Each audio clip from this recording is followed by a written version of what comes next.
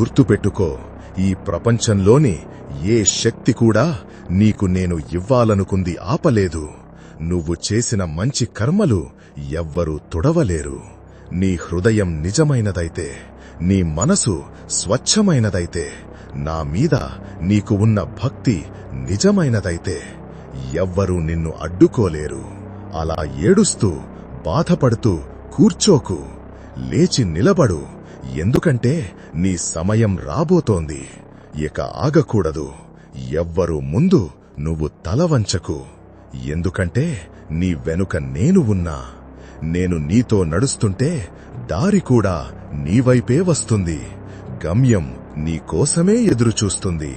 నీ తలరాత కూడా తనని తాను మార్చుకుంటుంది.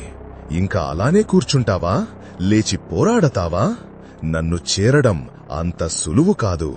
అర్థమైందా?